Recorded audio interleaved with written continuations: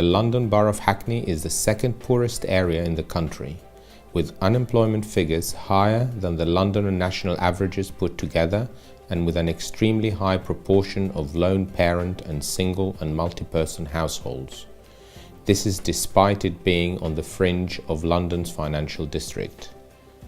In Hackney schools, 80% of the pupils are from an ethnic minority and 53% speak English as a second language. In 2003, about 40% of the borough's parents sent their children to private schools or to schools in other boroughs. Given this background, the government decided to regenerate the area by enhancing the living conditions of Hackney's residents and by improving their opportunities for education and employment. In 2005, the Building Schools for the Future, known as BSF, funding stream was launched in line with the PPP framework. In traditional PFI, the private sector partner has sole responsibility to finance, design, construct and operate a project within agreed standards. However, BSF was structured so that the local authority shares this responsibility with the private sector partner.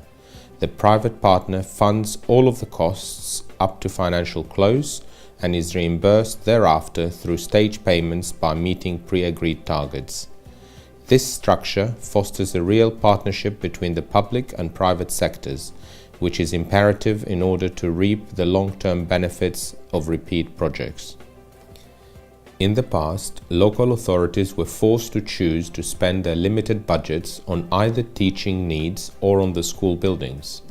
In some cases, this could lead to allocating more of the budget to end service provision rather than the maintenance of the facility. Appropriate building maintenance in BSF projects is not optional, it is mandatory.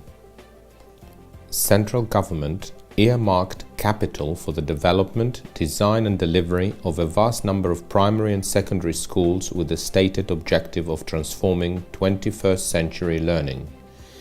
BSF was the preferred approach because it enabled the government to use the private sector's innovative and commercial approach to deliver a highly ambitious rollout program with lots of repeatability to a predefined cost that includes the operation of the facility for the first 5 years. Using pre-qualified private sector partners in multiple projects offers economies of scale. For any given project, the funds are guaranteed to the private partner so long as he can meet the affordability targets. What that means is that through the various stages of design, up to the point of contract, the senior stakeholders of the school have an integral part to play in the development of the design of the new facility. This is a win-win solution. Interested private sector partners had to pre-qualify for the Hackney Building Schools for the Future framework agreement for the development of 9 schools over a 3-phase programme worth £167 million. Phase 1 includes 2 refurbished and 1 new school, Phase 2 includes 1 refurbished and 2 new schools, and Phase 3 includes 3 new schools. Urswick School was the new school in Phase 1. Under this phase, the local authority formed a partnership with Michelle Babcock to form a local education partnership known as the LEP, who were to deliver all 9 schools if certain targets were met over the various phases. The first phase of the project provided the benchmark for moving into the further phases. The Urswick School is a new-built 750 pupil secondary school with a sports specialism. The school has been operational in its new form since September 2011, already reaping the benefits of an inspiring learning environment. The scope of the project included a complete rebuild of the school's existing buildings in 2 major phases so that the school can remain operational throughout the construction, new ICT facilities and library, and the final phase was completed in December 2011, creating the external play and sports spaces and landscaping works.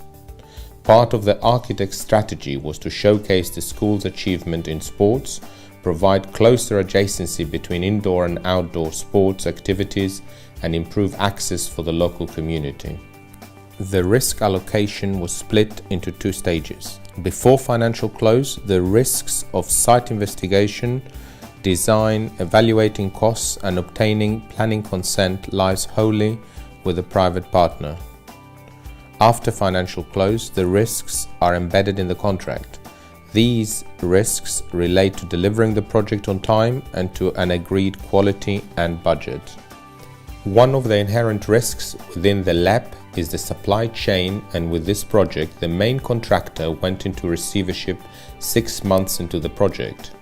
With the full support of the local authority partner, a replacement contractor was identified and placed into position to continue with the design and build works. The project had a 6-month delay, however, this time was put into good use by refining the design and consulting further with the stakeholders. McBain Cooper recently interviewed Richard Brown, the Urswick School head teacher, to get his views on this project.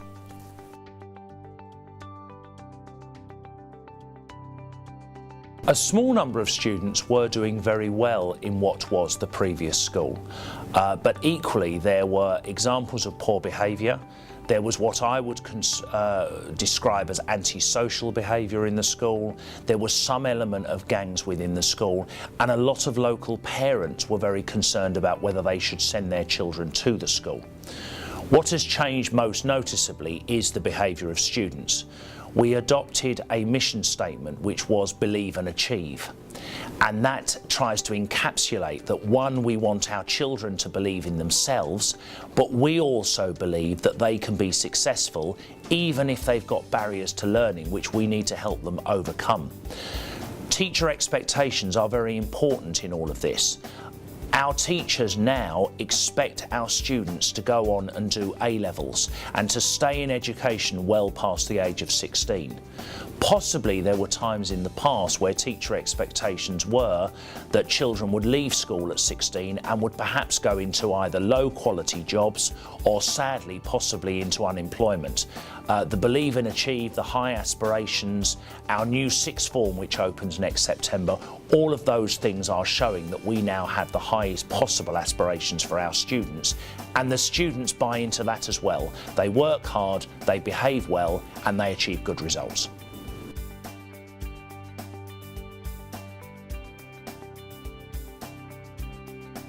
If you create a really positive learning environment, then you create opportunities for young people and for their teachers. In the past, teachers were having to plan around what were very crowded classrooms with some furniture that really wasn't fit for purpose. Now they're planning to exploit all of the learning opportunities that there are within the school, all of the new technologies, use of ICT, an environmental roof which is fantastic for environmental education, wonderful art studios. Teachers now are utilising those facilities to get the best out of the young people. Alongside that, many of our children live in overcrowded housing conditions. A lot of them don't have their own bedrooms, for example. If they are able to come into school and work in a light, airy, colourful, clean, new environment, that is definitely going to inspire them. Attendance in the school is up, the rates of exclusions are down, and we're being more successful across the board in terms of exam results.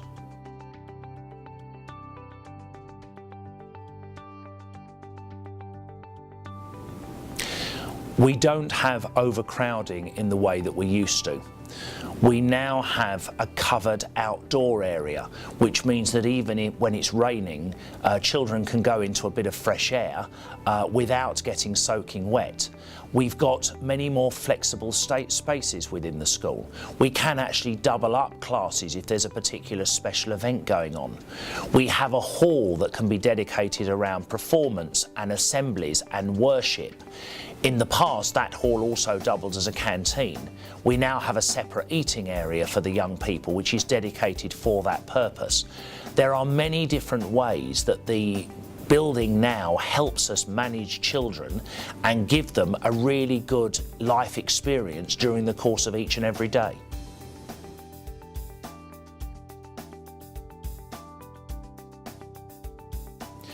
We're increasingly letting our building for community purposes.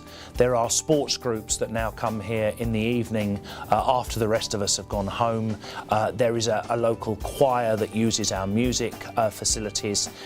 This is an increasing area. The building looks very nice. Every time someone walks past, they're thinking, is there an opportunity for me to use that facility? And so we are generating extra income for the school, but I think more importantly, we are supporting the local area in terms of making the facility available to them.